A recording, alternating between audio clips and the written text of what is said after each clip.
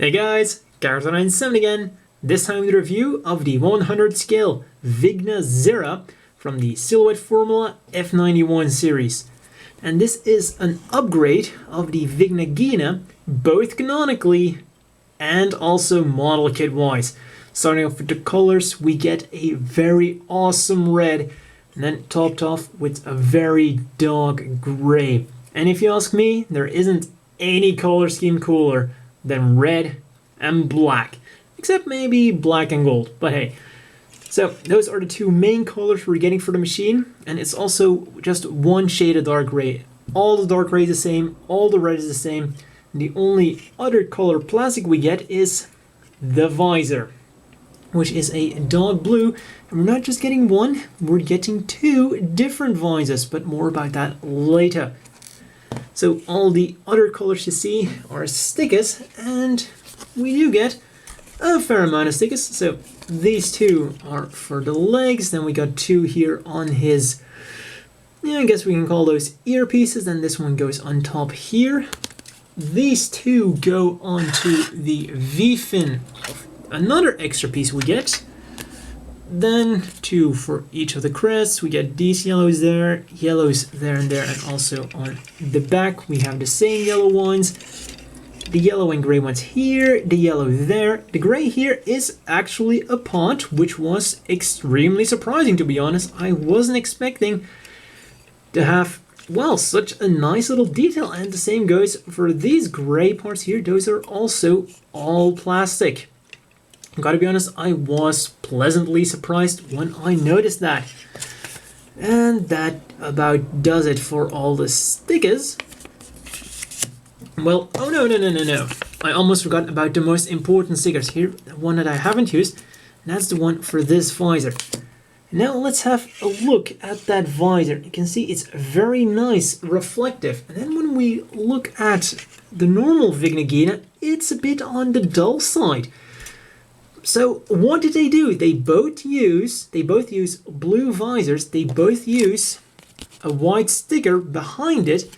But the really awesome thing is how they did the same, how they used the same things but achieved a completely different result. Here they just took the white sticker and applied it to a piece of plastic behind the visor.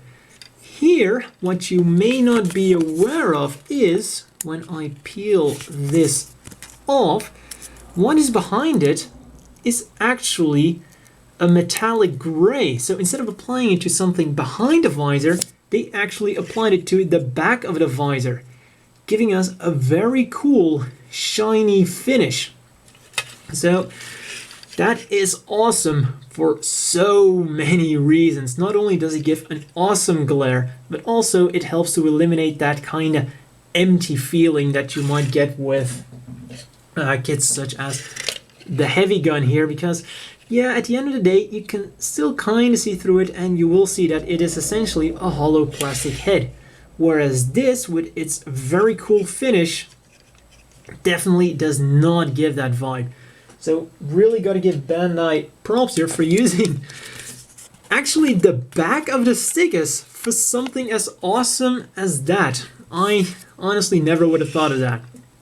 And then we also get some extra marking stickers, and this is also different from the normal F91 kits.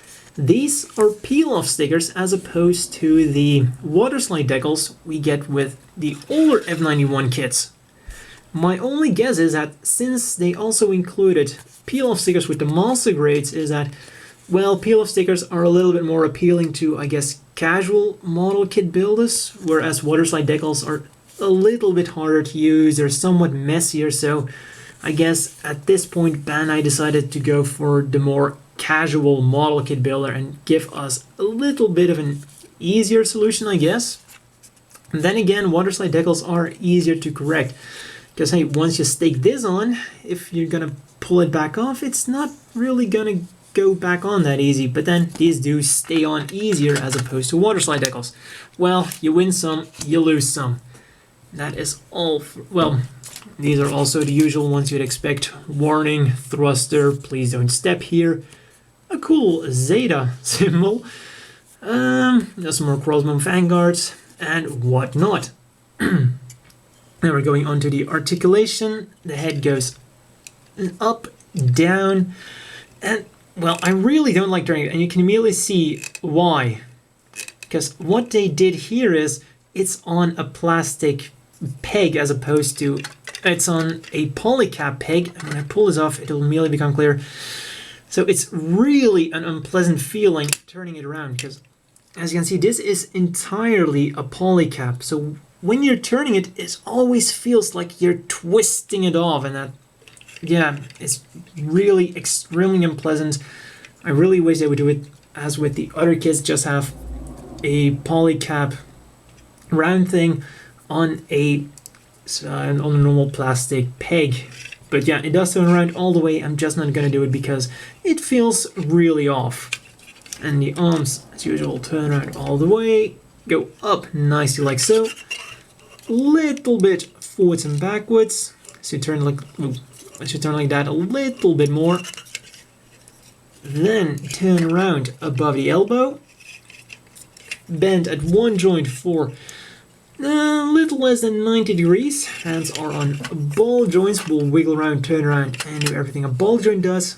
And we get the usual hands you get in the 90s. You have the lower three fingers molded together and then a single trigger finger hand. Thumb does not move.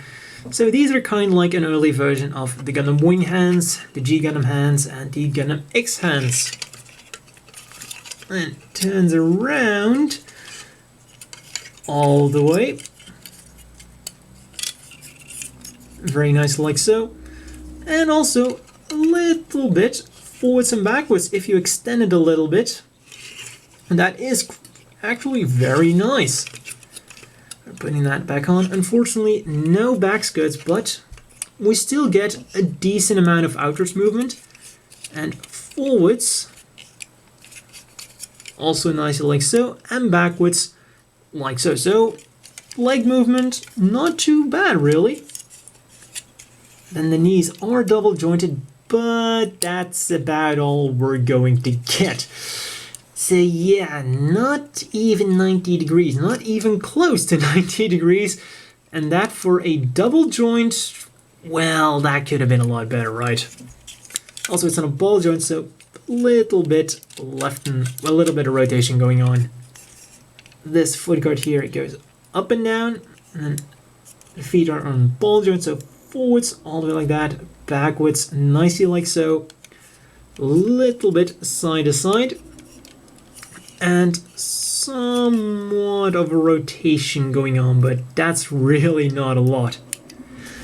So overall, articulation, there's some good things and not quite as good things such as the knees, but other than the knees, the articulation is really solid, especially considering the time we're in.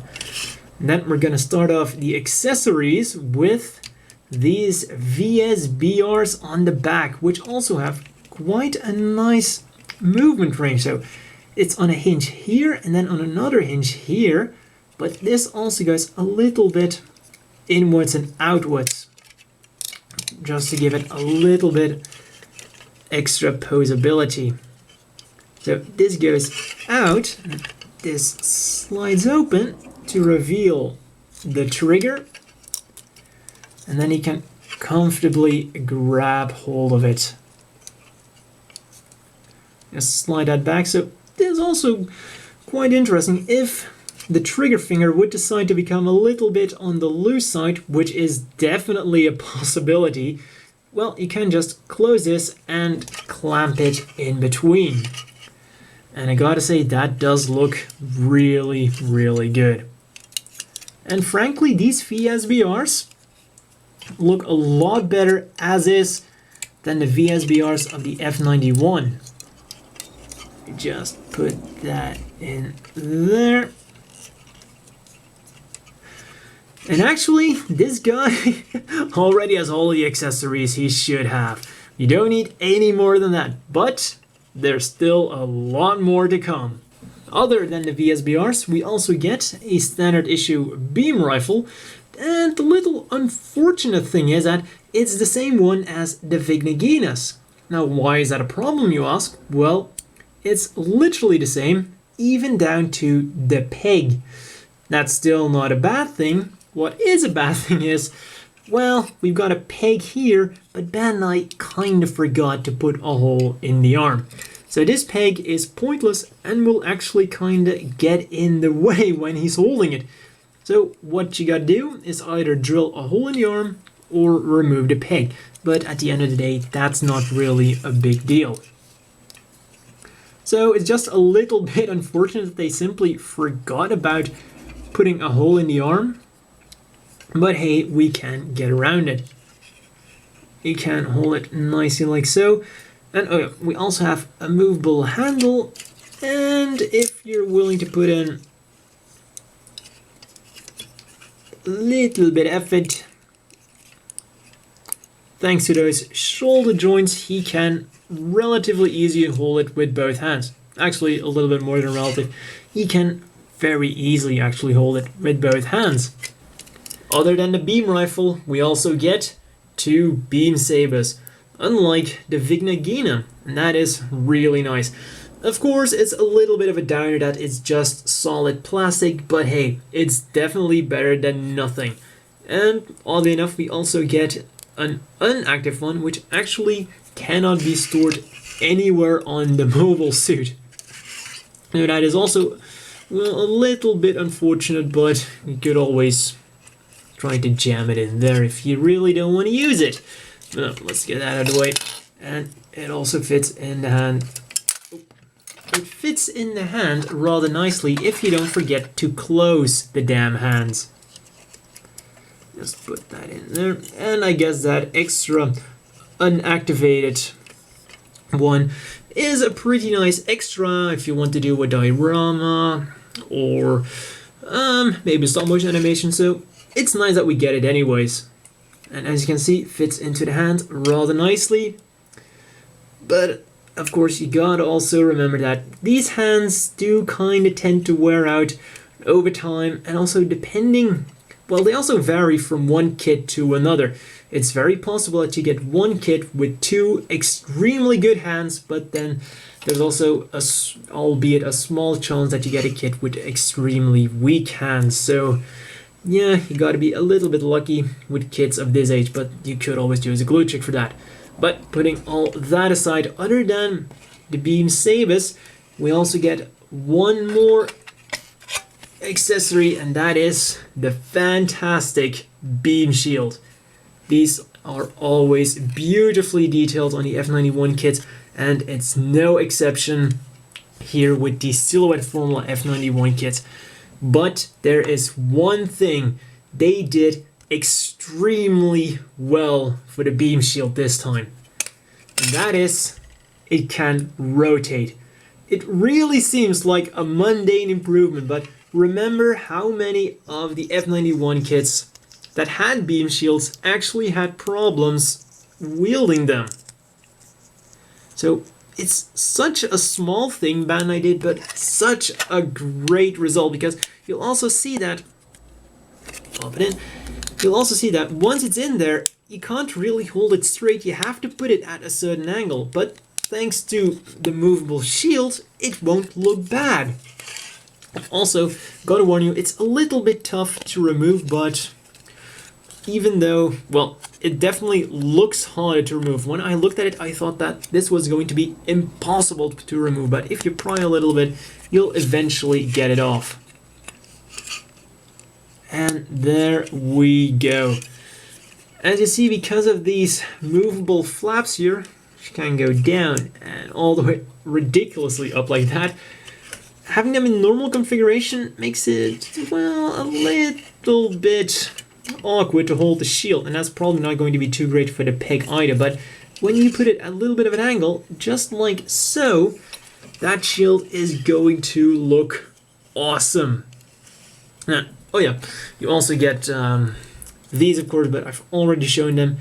If you want a more Gundam-esque head, you actually get a V-fin, which is just this piece here, but with an added V-fin.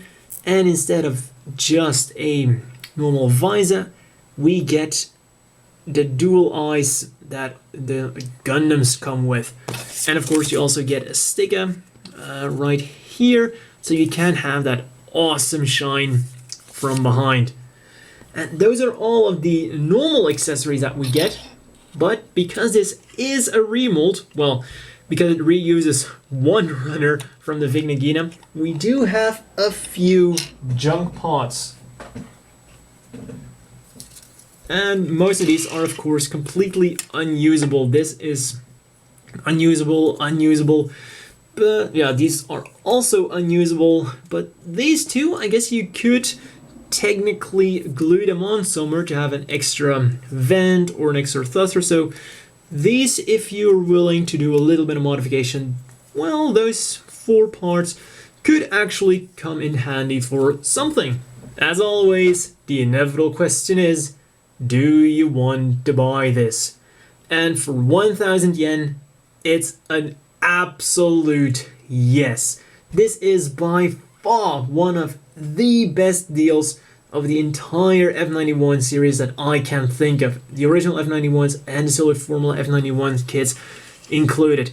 The accessories are really nice, color scheme is fantastic. Articulation is a little bit lackluster in the knees, that could have been better, but other than that, articulation is just fine, exactly what you'd expect, and maybe even a little bit better. So the only things I can really complain about are those knees, and then to really pick at it, to really look for something, that knob there on the beams, on the beam rifle could have been fixed as well, or just put a hole in the arm to fit that little bump into. But hey, other than that, really nice. Color separation was a really big surprise for me. I wasn't expecting some of these parts, especially not those tiny little things here in the side skirts, to be actual different parts of plastic. So this kit was really a surprise, and maybe best of it all is it took some of the things from the F91 kits that could use improvement and improved it, such as the back of the visor, really easy fix. The beam shield here that can now actually turn around. As I said before, it sounds so stupid. I mean, it's such a small improvement, but it really makes the kit that much better because now it can really show off that beam shield. It was really necessary. You get the extra stickers. Yeah, the decals are really great. Once again, if you apply them, they add to the kit. It's really a great deal. For 1,000 yen, this is definitely a kit I can recommend to everyone. And just straight out of the box, even for such an old kit, it looks really, really, really great. And it just got an overall badass vibe. Thanks to the color scheme, thanks to the way it looks, the head looks really great. And yeah, that's pretty much all there is to say about this kit, if you can find it for the 1,000 yen. And I think that at this moment right now, they're still pretty easy to find. They just got their restock. So definitely go for it. You get a wide variety of weapons. The beam rifle, the beam sabers, those VSBRs that really do look good. You can't go wrong with this kit. You can choose the head. Fantastic. This one was the first of the Solid Formula F91 kits I built, and it was definitely a great start. And I really hope the other kits of this line are just as good. And for some comparisons, here we have the Vigna Zirah, and like I said, it's such an improvement over the Vigna Zirah. The Vigna Zirah really blows it out of the water. Especially when you consider that these two are the same fucking price. There's honestly no comparing these two. Vigna Zirah, hands down the best. Another kit, I've been building the Hardy gun, also 1,000 yen, and this is one of the only kits for 1,000 yen I can think of that can at this moment come close to the Vigna Zirah. And then to get a little bit of a grasp of the size of this thing, here it is next to a 1/144 scale. As you can see, size difference, well, when we include the antennas, I guess it's a fairly sizable mobile suit, but when we just look at the head height, as to be expected from an F91 kit, it is a bit on the small size, but size definitely isn't everything. Hell, those Jagans would probably be incinerated by this machine. They would be obliterated in seconds. So yeah, it's a small kit, but man, is it fantastic. Also, for the F91 line, it's actually one of the bigger kits here we have next to the heavy gun and the Denon's on. And as you can see, for the F91 line, it's still a pretty big machine. So that's all for this review. I can totally recommend it, and see you guys next time.